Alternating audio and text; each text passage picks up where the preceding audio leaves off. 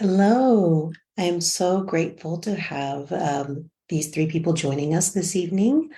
The night before tomorrow, I would like to go ahead and take this opportunity to introduce ourselves as well as give a visual description. I'm Melissa Yingst. I also go by Melmira, and I will be hosting this conversation today. I am a light-skinned Latina with black hair pulled back, and I'm wearing rainbow-colored earrings with a black long-sleeve shirt. I'm in front of a set of white blinds. And so I'd like to ask you all to introduce yourselves. Sarah, would you like to go first? Hi, my name is Sarah Young, Bear Brown. This is my sign name. My tribe is the Meskwaki Nation. And my Meskwaki name is Tika Magia. I hope the interpreter got that. Okay. I have black, long hair, brown skin. I'm using a dark navy blue shirt with a red kokum scarf with a blue background. I have a turquoise bracelet on in my left hand, and I'll turn it over on my right hand. Danny? Yes, hello. My name is Danny Lucero, and I am originally from New Mexico. I have black hair, brown skin, and I'm wearing a black long sleeve sweatshirt. I use he, him pronouns. Yeah. And tell us where you are from and your tribe. This is Danny. I am Navajo and Apache. Navajo on my father's side, Apache on my grandmother's side. All right. Thank you, Colin. Hi, everyone. My name is Colin Denny. This is my name sign. I'm from the Navajo tribe. The four corners, I have a red shirt, black hair, brown skin. I have a black watch on my left hand, a white grayish wall, light switch on my left side, and a thermometer on my left side as well on the wall.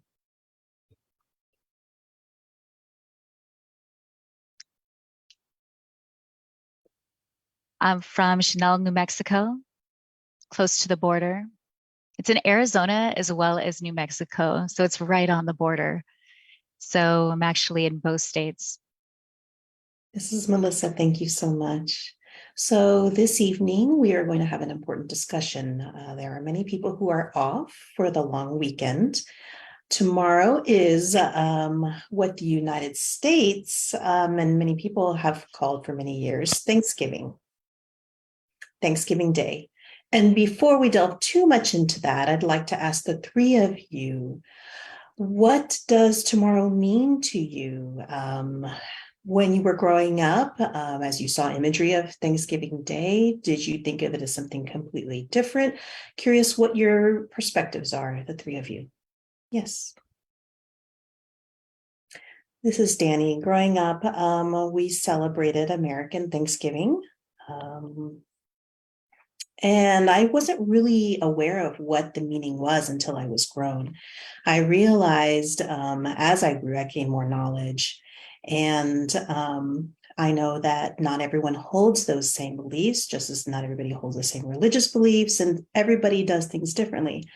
Now, in my family, we celebrated, but what it meant, we were probably very colonized at that time. We didn't have a greater awareness. So it was just for us, a family kind of thing. It became clearer for me what Thanksgiving was as I got older, and it became more neutral instead of positive. And so I learned about some of the traumas that happened and, wondering if we should drop the holiday or not. And in the past, when I was small, I just don't think of things the same way now as I did back then. Thank you for sharing that, Colin.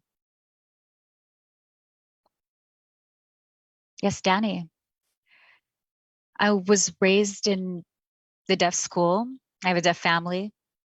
And so at home, oftentimes we would discuss things like this and we would debate it. And we'd say, is this true? We learned it in school. Is this something that we should believe? And we'd always debate a lot of things. So the concept of Thanksgiving, and you're right to bring that up, what Colin just mentioned, when you're growing up, even for me at the School for the Deaf, I was colonized by the institutional system. And as we get older, we start doing a lot more research and a lot more investigating on our own. And we realize that some of the things we learned weren't right and they conflict with what we're learning, and we change.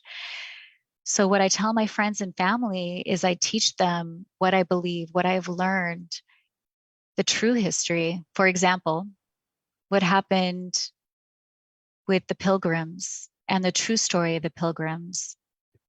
I consider myself an elder. I'm in my 60s. And just like Colin, being young and hard of hearing, I was at once inquisitive and wanted to ask the questions. I could hear so much to a point to where as I got older, I still been involved in powwows, in sweat lodges, and listened to the stories in the East from their elders and what they shared, and listened to the stories of the tribe. And it really touched me in a lot of ways. Some of the things that they would say had transformed my perspective of Thanksgiving. So instead of holding something so true in belief and being colonized by a lot of it, really, I'm a teacher. I've been a teacher for 20 years. I've taught in classrooms. I've taught the true story, looking at Native American history and books and what happened in these stories. And some of it's, I don't go into the bloody part of it. I just go into what happened. I give the facts. And those are the things that I've done. And just an example of that, I set up an organization when I was a student, on change.org. I went on there and I tried to make a change. But of course, with Thanksgiving being so widespread, it's powerful, but it's never too late. You have to share the facts. This is Sarah. Growing up, my family did celebrate Thanksgiving, and it seemed a common occurrence for everybody at school. There were plays that were hosted. The Indians and the Pilgrims, we were expected to cut out, paper costumes or paper feathers to wear, right? And so we saw this at school, and like, this is our Thanksgiving celebration, and everybody's happy and smiling. And so that's a common story, right, of the Mayflower and how the Pilgrims came over. And so I had this image, and this friend of mine and I had these images growing up. We just really didn't know the truth until we were much older, right? Until I really learned how to or understood better about the history. And I didn't realize, I had somebody, tell me, well, I don't celebrate Thanksgiving. I asked why. You get together with family, and I said, well, no, these are all the things that happened to our people. And I really didn't celebrate Thanksgiving after I learned the truth. And really, there were two different meanings to Thanksgiving in our community. One being, of course, National Day of Mourning. And the other one that has just been added is also called Truths. Truths giving, right? I So saw giving the that. true history of Thanksgiving and what really happened. And that's gaining ground on social media. I'm so thankful for those resources and to be able to share that so that people can understand a different way of celebrating. I support those ideas. It was founded by a white man, right? Which is kind of surprising, but this is 2022. So here we are. And I think that, it's important to tell the truth. We are seeing this more and more and more. These past few years, more of the truth has been coming out. People are doing more unpacking, more researching, more delving into themselves. And more folks are getting involved. And so I'm happy that more people are willing to learn the truth. That's very important. This is Melissa. You're absolutely right. I saw this TikTok, one Indigenous mothers put it out about Truthsgiving. And she said of all these things of what you could do instead of celebrating Thanksgiving. And I like that term, Truthsgiving. And it's just like when I grew up, I was involved in plays. And I remember on Thanksgiving Day, I acted like a pilgrim with my friends, and we did pilgrims and Indians. And it just disgusts me on how deceiving history can be and how much it could hide the truth. And I know so many of us are finding out the truth. And of course, there's so many of us that really just feel so conflicted with all the things that are going on. And at the same time, a lot of us struggle with what to do. And we struggle with what to do because tomorrow is a federal holiday and a lot of us are off from work. Some feel unsure of recognizing, of course, the truth of Thanksgiving. And while we do that, is it still wrong to gather? Do we call it Friendsgiving and is that fine? Or do we just not do anything? Is that still wrong? Because it still feels like it's disrespecting National Day of Mourning. So I see a variety of different perspectives in our communities, and a lot of people have mixed feelings on what they should do tomorrow. The question is, should people stay home and do nothing out of respect? And that's one perspective. So I want to see what the three of you will do tomorrow and how will you recognize tomorrow? This is Sarah. My favorite word, or what I love to say, is do nothing. And typically that's what I do. I'll work, or I'll do my thing, and then on any other kind of day, I would do the same. I haven't celebrated Thanksgiving for many years now, and so I don't do any kind of celebration. It's just another normal day for me. I mean, of course, I encourage young people to learn the truth. I think that's very valuable. But so if I can share the truth with someone, that's great. But as far as like a Friendsgiving, I have mixed feelings on that. I mean, I do support people gathering and sharing time and sharing a meal, but again, it's still in somewhat recognition of Thanksgiving. Again, Columbus Day is another example where they have finally started to make that change to Indigenous Peoples Day. We're seeing that more and more and more places, and 10 states have adopted that. Why can't we do the same for Thanksgiving, right? It's still unrecognized, still, and people are still celebrating and still taking it as a holiday. So I have mixed feelings about it. Yeah. I do too. Go ahead. Yep. Danny. This is Danny. Even the term Thanksgiving is not something that my family or I use. Just like Sarah, we light a candle in honor of the day of mourning and we'll eat and we call it a happy feast. And it's just our family that gather, we eat, we tell stories. It's a time to be together. So that's what we do. We get together and we share our time as a small family gathering. At school, people would say Happy Thanksgiving, and I'll let them know that I don't celebrate Thanksgiving, but I tell them Happy Feast. It's just much more of a wellness approach, and I think people like that. This is Melissa. Yes, I find myself in the awkward position when people say Happy Thanksgiving. I don't know how to respond. I like that kind of changing it and saying happy another word, right? Yes, I like that. Colin. Yeah. This is Colin. I noticed there are different perspectives. I have a different perspective as well. Everybody has a different way of viewing things. I'd look at the word thanks. And again, what does that mean to you as an Indigenous person? For most Indigenous folks, maybe it may not mean the same, but when you think about being grateful for what we are given in this life, how we can change, how we can come together as a family. Family is always there to support you, to love you. What we have today is not what we had before. And so for me, that's what I think about. It is a day of mourning. It is a time of mourning. And I do take time because, we don't necessarily spend a lot of time with our family. And so We have to help each other, and I try to find new ways so that we can support each other during this time.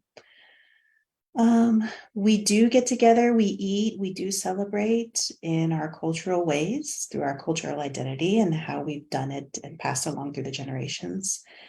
And so that is a gift in and of itself, right? And so we are given a lot of things. We have many things to be thankful for now that we didn't necessarily have before. This is Melissa. I'm really glad you brought that up. I have seen people bring up the idea of Thanksgiving and just not even thinking about that, but thinking of gratitude. The month of November is Gratitude Month, where a lot of people start to recognize their things that they're grateful for every day. And so instead of thinking about tomorrow, thinking about what you're grateful for today. But on the other hand, I think some people, especially the Indigenous community, has a right to do what you want. Just like Colin mentioned, you still want to be grateful and acknowledge what you didn't have back then. But the issue is with white people masking it as a day of gratitude. And it feels like it's really covering up the history and the pain that Indigenous people have gone through all these years. I was wondering what your thoughts are regarding white people celebrating the Day of Gratitude.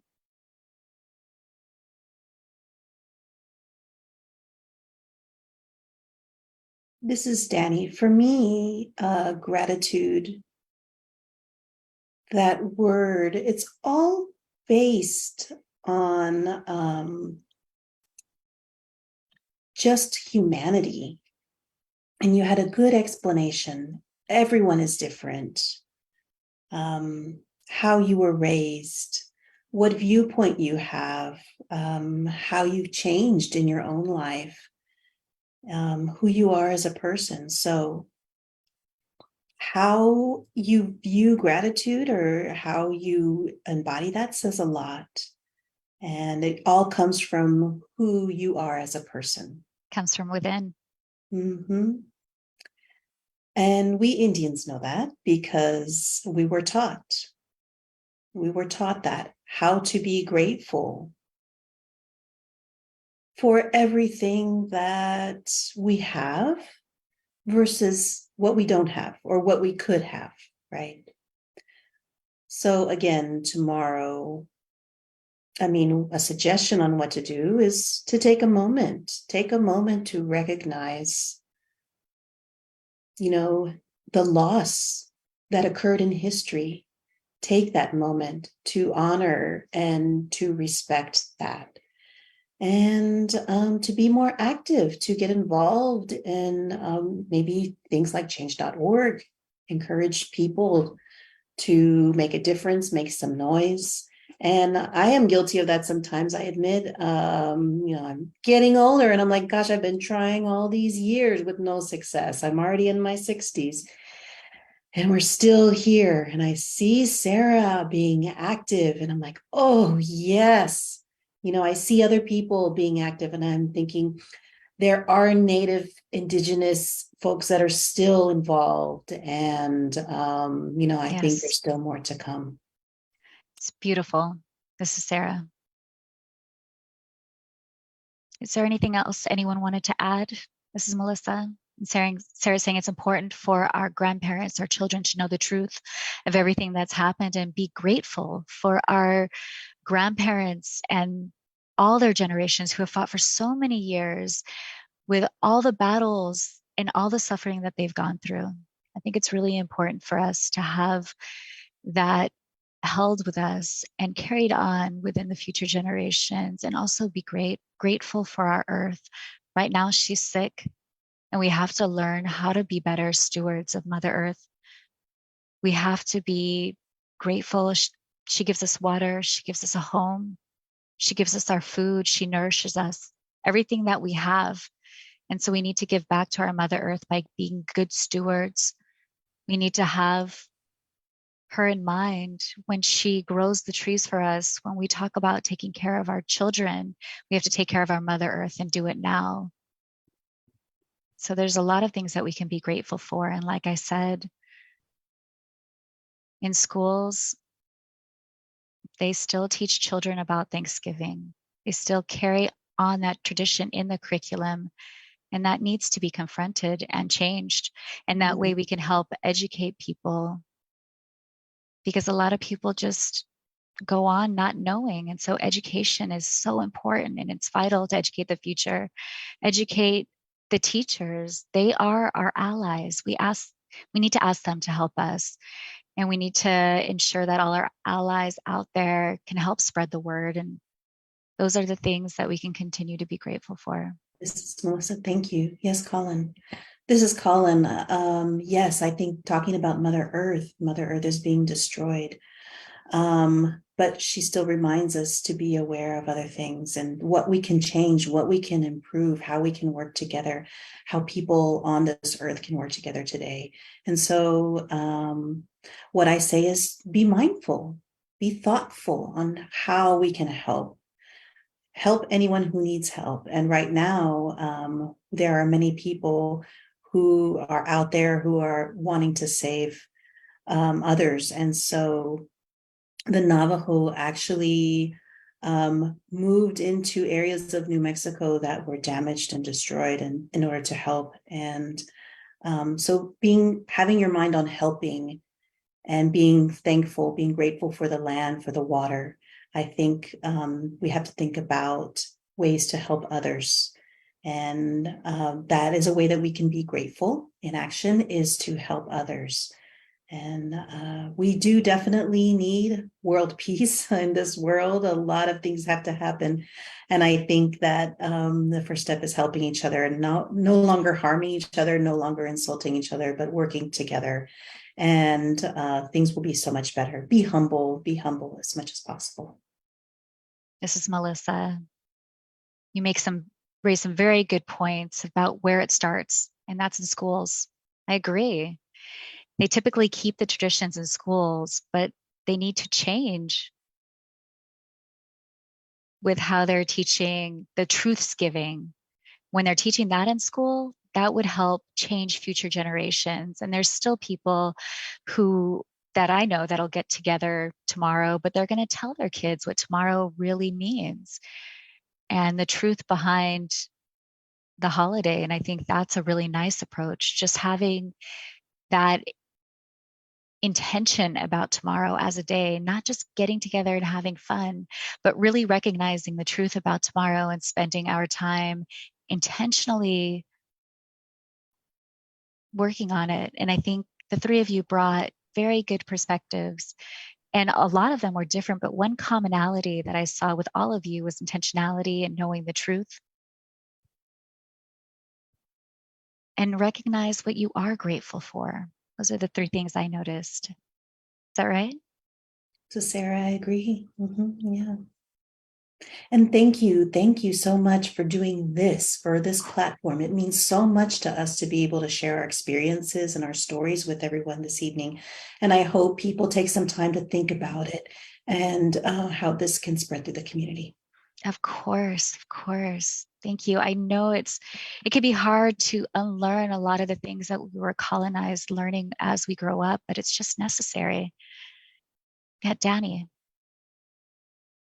This is Danny. As you said, decolonizing ourselves is hard, but now more and more the truth is spreading. The truth is getting out there, and it's coming out, and people are getting back to the land. We see different leadership in the White House, and we see these changes happening, and I think that means a lot.